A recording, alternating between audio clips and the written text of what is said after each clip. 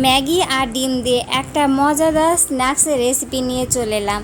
এটা খেতে জাস্ট অসাধারণ, ছোট বড় সবার পছন্দের। চলুন তাহলে দেখা যাক রেসিপিটি বানাতে আমাদের কি কি লাগছে। এখানে দুটো ডিম নিয়েছি। ডিমগুলোকে অর্ধেক অর্ধেক করে কেটে নেব। ডিমের সাদা অংশ এবং কুসুমগুলোকে আলাদা করে নেব। কুসুমটা আমরা ফেলে দেব না, কুসুমটা আমরা এখানে ব্যবহার করব। একটা পেঁয়াজ নিয়েছি, পেঁয়াজটাকে কুচি কুচি করে কেটে নিয়েছি। 4টে লঙ্কা কুচি করে কেটে নিয়েছি। আপনারা যেরকম ঝাল পছন্দ করেন সেই অনুযায়ী আপনারা এখানে কাঁচা লঙ্কাটা ব্যবহার করবেন। এখানে কিছুটা ধনে পাতা ব্যবহার করেছি। আগে থেকে সেদ্ধ করা ম্যাগিটা আমি এখানে দিয়ে দিলাম এবং স্বাদ অনুযায়ী লবণ এবং কিছুটা বিট লবণ ব্যবহার করেছি।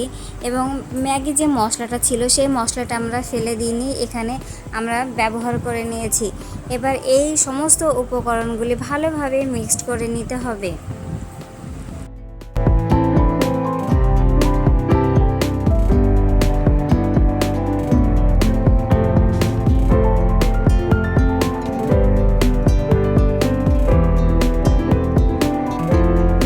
জারে কিছুটা ধনিয়ার পাতা, 2 টুকরো পেঁয়াজ, 3টে লঙ্কা, 4টে রসুনের কোয়া আর 4 টুকরা আদা, সামান্য পরিমাণ লবণ, 1 চামচ দই। এটাকে ভালোভাবে পেস্ট করে নিতে হবে। পেস্ট হয়ে গিয়েছে, এবার এটাকে আমরা সরিয়ে রাখবো। ব্যাটার বানানোর জন্য নিচ্ছি 1/2 কাপ বেসন, 1/4 কাপ চালের গুঁড়ো, 1/4 কাপ ময়দা, সামান্য গোলমরিচের গুঁড়ো, স্বাদ অনুযায়ী লবণ, সামান্য বিট লবণ। এবার অল্প অল্প জল দিয়ে ব্যাটারটাকে ভালোভাবে বানিয়ে নিতে হবে।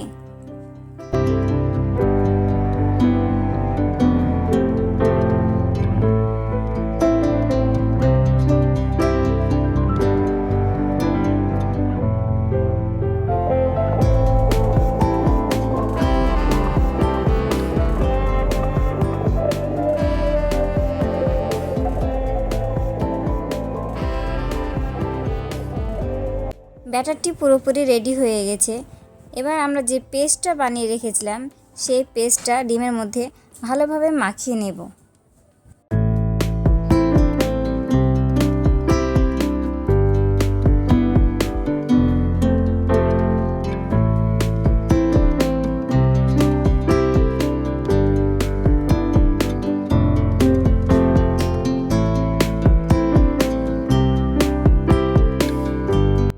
যে পুরটা বানিয়ে রেখেছি সেই পুরটা এবার ডিমের মধ্যে ভালোভাবে সেট করে দেব।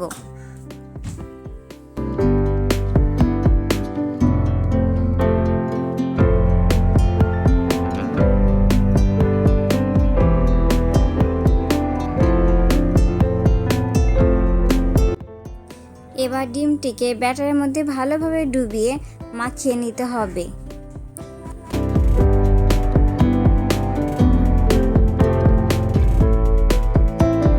তেলটাকে ভালোভাবে গরম করে নিতে হবে। এবার এগুলো ছেড়ে দিতে হবে তেলে। আঁচটা মিডিয়ামে রাখতে হবে।